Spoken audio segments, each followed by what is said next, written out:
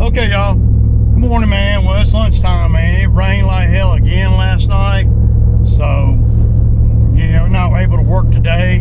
I'm going to try to cut some of the HOA today, but I don't even know if I can do that.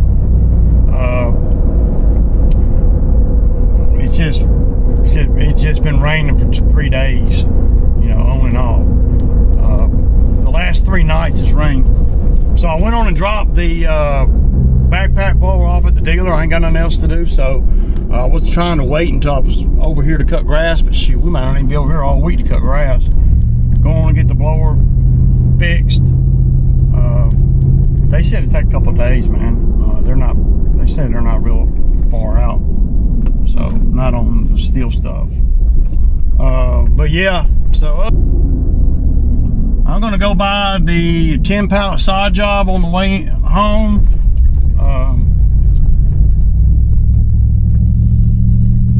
Yeah. Tell you what, man, it starts getting wet like this. It's almost like a freaking, you know, a depression sets in. It's like, oh man, where you got all this work and, you know, your hands are tied. I'd rather be like this though than really dry, because, you know, this grass is fixing to take off. I mean, it's already, you know, taking off. Okay, y'all. So I'm over here on the 10-pallet saw job that we did. Looks like they've cut the grass at least once, and it looks like they got caught up, or there's big clumps everywhere. They need to bag it when they cut it too. See? Oh, it's thick, dude. See? I would probably see if they need to get this. See, that's going to kill the grass. They don't need to leave that on there like that.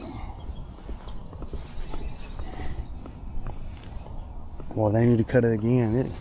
Boy. Oh yeah, it's taking really good. Oh my God, look. Y'all see it, man. So.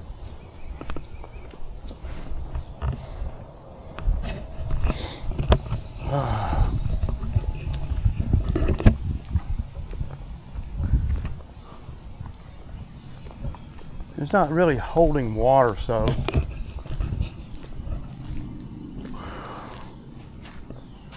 Oh yeah. Look at that. That's very nice. So.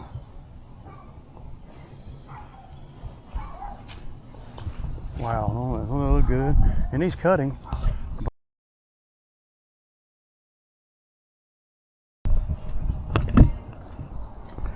So y'all see, this needs to be cut. It needs to be edged and cut, and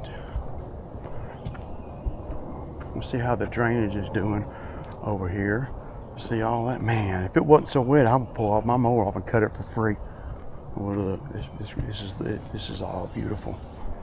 Oh my goodness, y'all. So it takes a minute to get the sod going.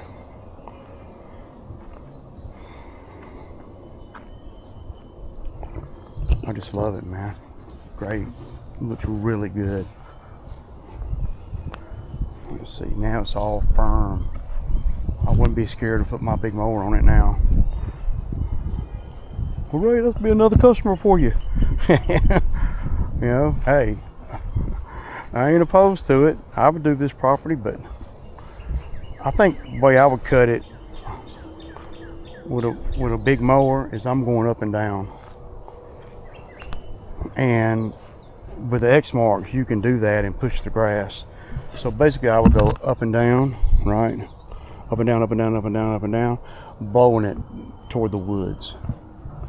And down here, you're going to have issues down here because it's not nearly as bad as it was, though.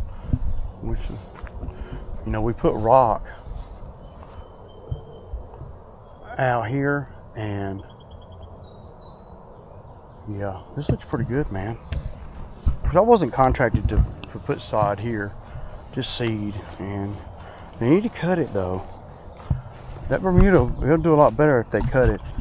All right, y'all. All right, y'all. So there's a job that I've been needing to look at, and I'm not sure exactly what it is. Somebody that my aunt knows, and she gave me the phone number and an address, and my uncle said it's something that I would need a skid steer for, pulling out some hollies or something. We're gonna ride down through here and check it out and see exactly what it is. I'm right over here. Got nothing else to do. I'm glad I set the reminder in my phone, and it's a perfect time for me just to stop by and look. So, okay, y'all. So this is it's a bush job. I just got off the phone with her, and she's not home right now, but she told me to go on up here and look at them. These are friends of my aunt's in my aunt's church, so maybe a job that we end up doing. I don't know. It's just according to. Oh man, they're big. So y'all see them right here. Now, how do you charge for that? She wants them shorter and thinner, and you see how fat they are? They're like, that's pretty fat, man. So, yeah, that's what I was afraid they are. They're these, y'all know what they are. We cut them all the time, and they're super aggressive.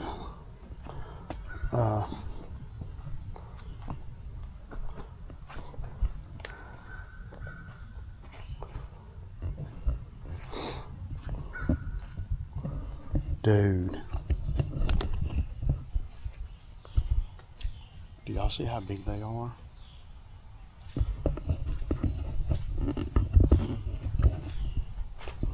Wow, this is not really something that you could do them by hand, I guess. And she said that we could put the debris in the woods back there. So I'm just trying to look and see. Let's walk right here and see if we can see up in there a little bit.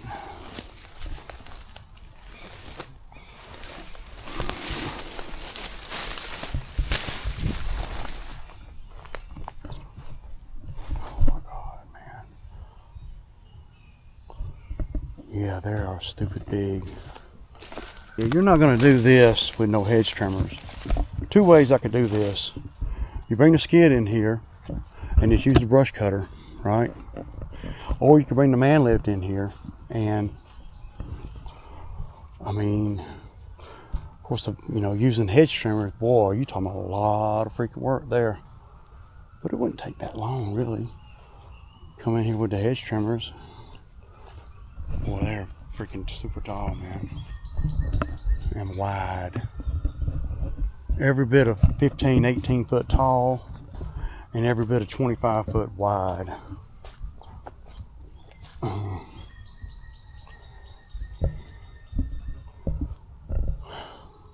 It's almost like it's according to how much she wants to take off.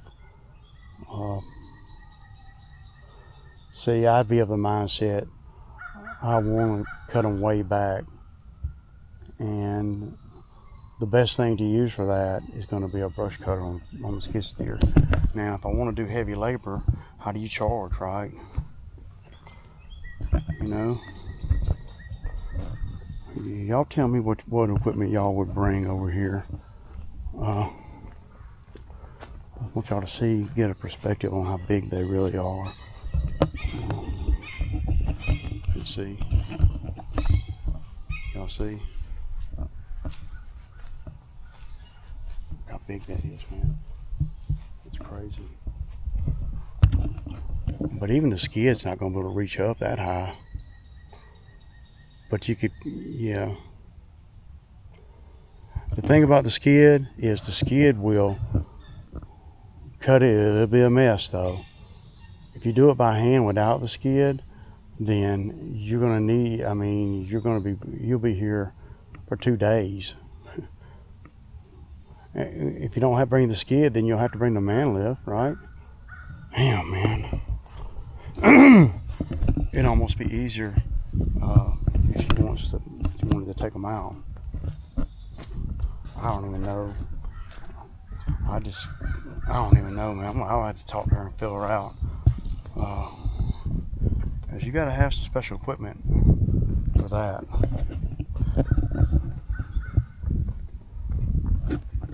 Cause she's more worried, you know, she was more worried about the height than the width. And then when I was talking to her, I was looking up out of my truck there, and I was like, she said, "Oh yeah," I said, "They're pretty wide too." She says, "Oh yeah, I want to thin them out, and I want to, you know, cut the sides down." And I said, "Well, it's gonna get ugly before it gets pretty. If that's the case, then you're not gonna kill them, no matter what you do. You can't kill them. You can cut them off at the ground, and you're not gonna kill them. So it's just about what cosmetic, you know." I'll bring a skid over here and do it for $1,000. You know, you bring the man lift over here and don't bring the skid, you're probably gonna be $2,500, man. So what do? You know, how much would y'all charge for that, man? I have no idea. I wouldn't know how to tell her price. I can make it happen. I can do the job, but I don't know how to price it. It really, I wish I could see. That's another thing about having customers that you don't really know, because I don't know what her expectations is. See, if she's not a regular customer of mine, she's a friend of my aunt's, you know, and so you don't really know what's the look she's looking for, right? You don't know that. I don't know, man, how to charge for that, man. So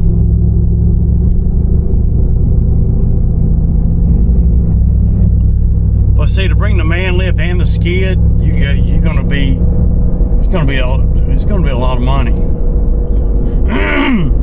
I wish she was there so I could kind of see her and talk to her. I've never met her, so I don't know anything about, you know. I'm trying to think of what someone else would charge, and even though it's not really hardcore relevant, but the biggest thing is, what are her expectations, right? What's the look she's trying to get? If she's thinking prim and proper, then I'm probably not the one to do that job. Because you could literally over there trying to primp and proper that, you could be over there for 2 or 3 days with ladders and shit. Or I go over there with a skid and, you know, with the other brush cutter, you know, with not the grinding brush cutter, but the other one, and I can knock it out in 3 hours. Of course, you know,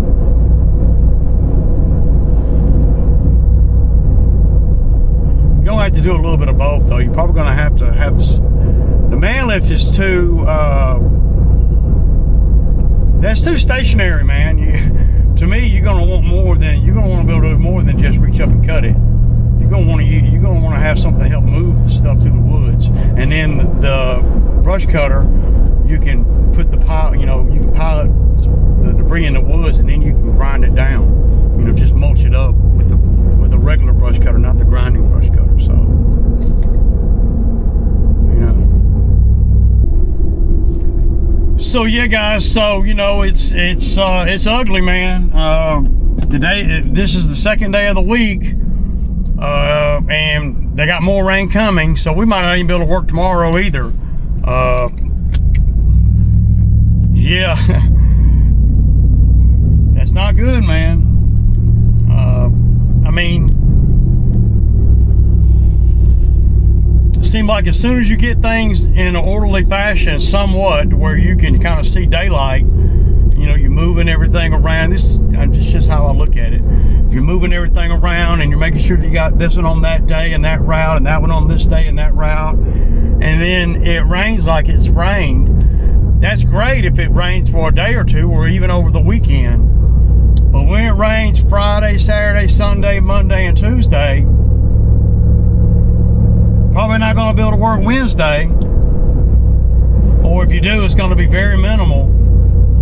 So now that throws everything off. So what you ask yourself, what do? Do you go do,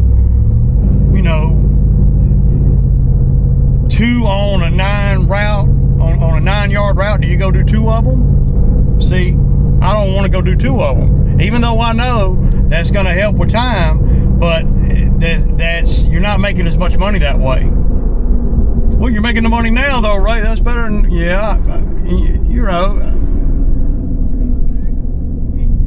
right to a certain degree.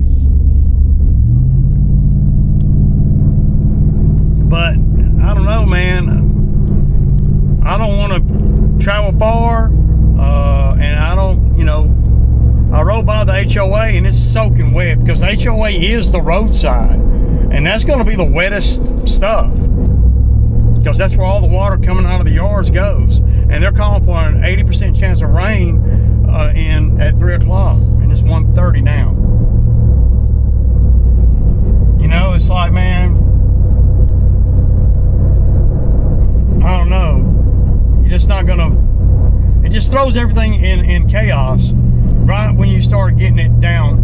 And that, well, at the end of the day, it makes you better, right? It does make you better when you have to face stuff. If everything went smooth all the time, you wouldn't get any better at this.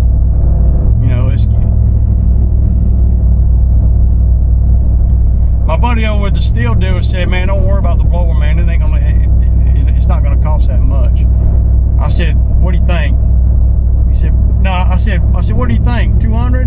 He's like, oh no, it ain't gonna cost that much. So, okay. Thinking maybe 150.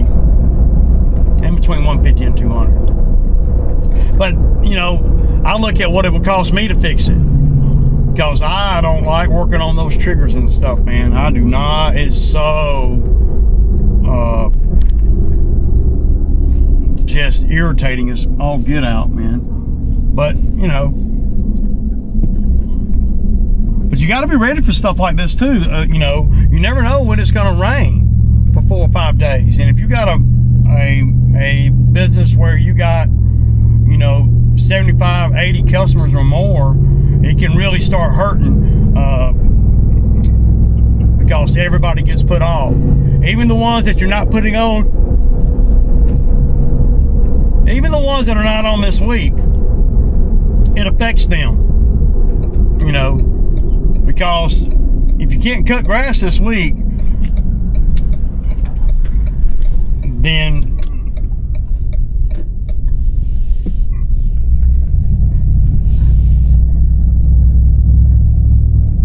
if you can't cut no grass this week, then that's going to push everything to late in the week or even next week. And then the ones that are regular next week, you're gonna have to incorporate. It's just, it can get crazy, y'all, for sure.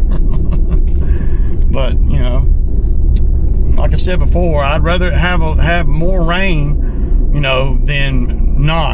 than be in a drought.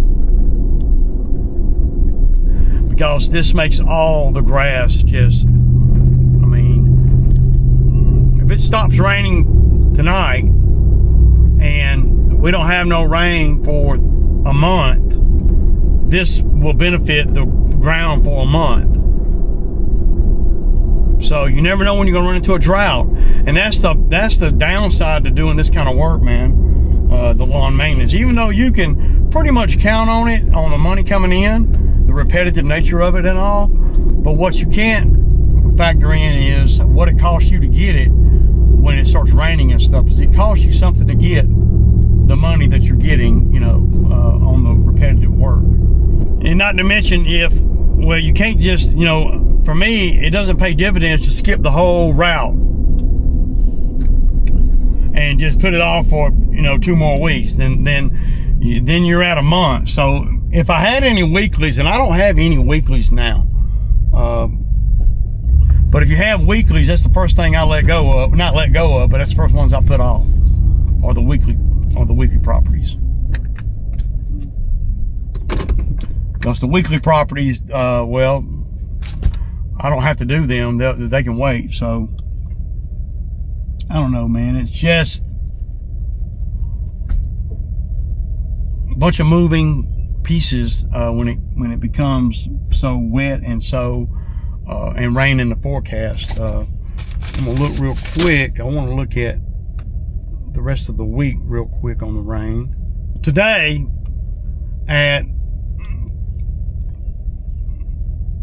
3 o'clock, they're calling for 40% chance of rain. At 4 o'clock, 100% chance. 5, 100% chance. 6, 100% chance. So you got, and then 7, 86% chance. And then by 8 o'clock tonight, it's tapering off. But the ground is stupid saturated now. It's not cool, man. Cloudy and 50% chance of rain tomorrow, man. Yeah, y'all. So I gotta go in here and start maneuvering the schedule around. So at least if we get out here, we gotta get some stuff done. But this is the opportunity too. You can look at it like, oh man, that's bad. But this is an opportunity for you to be able to use the rain as an excuse, if you will, to be able to level out your weeks, right? Because like I've been telling you guys, you know, everything is falling on this week. And if you're not mowing, not because of me, but because of the weather, then, and you can get some of the ones, you got to make sure you're getting the right ones, the ones that you want to keep on this week, right? And then the ones that you can't get to, you'll put to next week. And in the course of doing that, you'll level out your 2 weeks, because I run on every 2 weeks. And if I have 50 yards on 1 week and then 70 yards on the other week, then I want to get them both to 60 or as close as I can. Or, you know, yeah. But you got to earn too, right? You got to keep making the money too. And that goes back to, you know, being smart with your money and all that. I'm not stressing about the money part because I'm smart with my money. I don't, you know, I don't spend my money on dumb stuff. So I'm not worried about the money part. I'm just worried about the timing and being able to get to everything. But you have to be plotting well, put it like this. The reality is you're not going to be able to get to everything, right? At least in this particular rain window that we've had for the last 4 days, and going to have more tonight. You can't, you know, you're not going to get to everything. So now you got to pick and choose which ones you're going to get to. And by doing that, you're able to pull some from 1 week, put it on the other week. But you got to be thinking, you got to be looking at the lay of the land in my software to do that. Now, if I were running things on paper, like, you know, writing everything down, I don't know how I would, I don't know how I would deal with that. You know, I don't know how, because I like to be able to move things around and look at it. And because you got to make sure that you're not compromising one route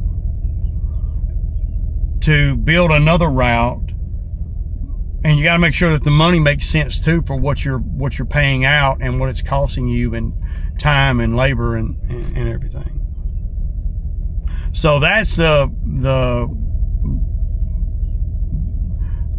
jig of the story today, because it ain't pretty, y'all. It ain't pretty at all. It's gonna be just brutal, man.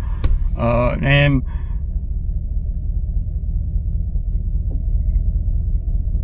And as far as, you know, being self-employed in this line of work, you know, the weekends are, that's why I always say the weekends are just like the weekdays, because the last 3 days have been my weekend.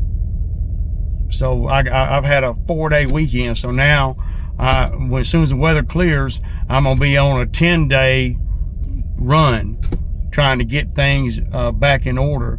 But for some of the more picky customers and stuff, that, you know, if you put them off or whatever in normal times, that they don't like that. And this is the time now when I use the rain as an excuse to push them to where I want them. If that makes sense. I hope it does. Anyway, I'm gonna go in here and eat a Sammy, kick back with the dog, and just my wife's off work too, so we're just gonna probably watch some movies or something, you know. I done ate all the leftovers, so yeah, y'all, deuces.